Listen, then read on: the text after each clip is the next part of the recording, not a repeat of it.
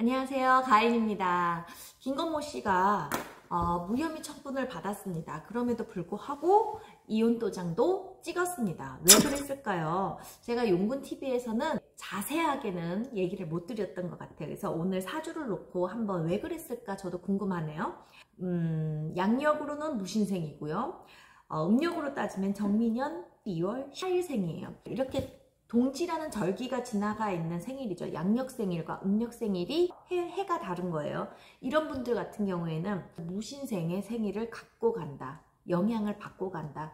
작년 같은 경우에는 상충이 닿아 있는 해이기는 했어요. 상충이 닿아 있는 해이기는 했는데 그렇게 나한테 이렇게 관제가 들어와야 한다든가 오명을 써야 된다든가 그럴 이유는 사실상 해운년과 사주로만 놓고 보면은 그런 기운은 사실상 거의 없거든요. 그런데도 이분은 그런 상황을 맞닥뜨렸죠. 오히려 올해 이민년은 정미생이지만 절기가 지나 있는 생일이기 때문에 무신년의 영향을 받아요. 그래서 이 무신생들은 올해가 들삼재죠. 거기에다가 인신충이 껴있어요. 원숭이띠들 사명살까지 안고 갑니다. 그래서 사건, 사고나 관제, 소송, 송사, 구설, 시비 이런 것들을 조심해야 하는 들삼재가 바로 올해였던 거죠.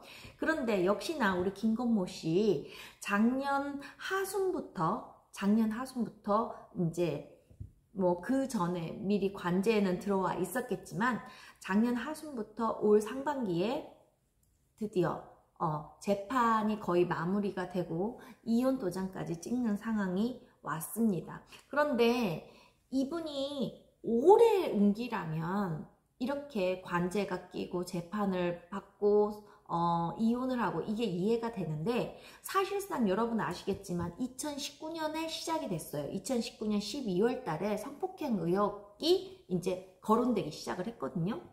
그런데 12월 달에 거론되기 이전에 그 전에 10월 달에 김건모 씨가 혼인신고를 합니다. 장지연 씨하고. 그런데 그 이전에 5월 달에 김건모 부친이 사망을 하세요. 그럼 다시 볼까요? 2019년에 5월에 김건모 부친이 사망을 하십니다. 그러면 상문이 끼죠. 내 아버님이 돌아가셔 있어요. 보통 이렇게 집안에 가까운 어른이 돌아가셨을 때는 그 해에 결혼을 하지 않습니다. 부모님 당연히 반대하셨겠죠. 그러니까 결혼식은 못했어요. 대신에 혼인신고를 해버립니다. 어쨌든 서류상에는 결혼이 됐습니다. 이런 경우에 이 결혼이 순탄하기가 어려워요. 상식적으로 알아두시면 상문과 결혼은 한자리에 놓지 않습니다. 출산도 마찬가지고요. 왜냐면은 자녀를 보더라도 자녀가 굉장히 소란스럽고 문제가 일을 수 있고요.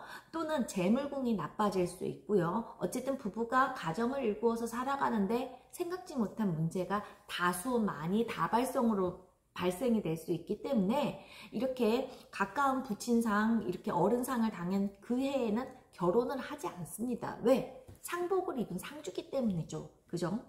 그런데 우리 친구는 김건모 씨는 결혼을 했습니다. 그러고 아니나 다를까 12월 달 석 달이 100일이 되지 않아서 결국에는 루머에 휩쓸리고 망신살을 뻗치게 되네요.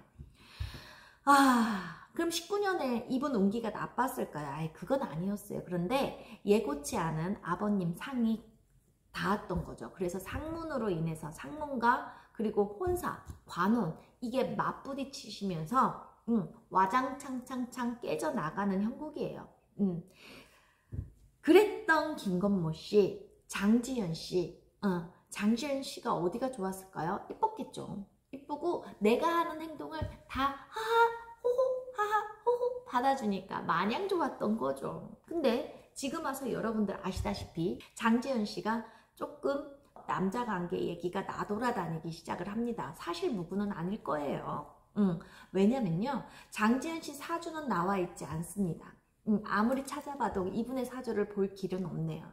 그런데 우리가 사진이 나와 있지요. 관상이 나와 있지요. 무녀니까 기운을 읽을 수가 있습니다. 그런데 장지연 씨는 굉장히 홍염이 강하신 분이에요. 무슨 말이냐면 음탕하신 분이에요. 그리고 약간의 여색, 역기, 음기가 되게 강하신 분이에요. 그리고 장지연 씨는 자신만만, 자신 뿜뿜 이런 거 있죠. 되게 코가 높아요. 김건모 씨가 대단해서 시집가기보다는 딱 말 그대로 내가 구제해주지 이런 거예요. 그런데 왜 그런 생각이 들었을까요? 호기심. 왜? 이런 사람 저런 사람 다 만나봤잖아. 잘난 놈 만나봤잖아. 많이. 근데 이렇게 조금 외모로 못생기고 조금 별나고 남들이 기피하는 애 호기심 반? 측은한 반? 그렇다 할지라도 김건모가 만약에 돈까지 없었다면 절대 그러한 선택조차 안 했을 겁니다. 말하자면 별미 같은 거? 너무 표현이 그런가? 그런 걸로 시작을 했는데 시작과 동시에 너무 복잡한 루머, 구설, 관제에 휩쓸리다 보니까 처음에 느꼈던 그 호기심, 동정심마저 와장창창창창 깨져버리는 거죠.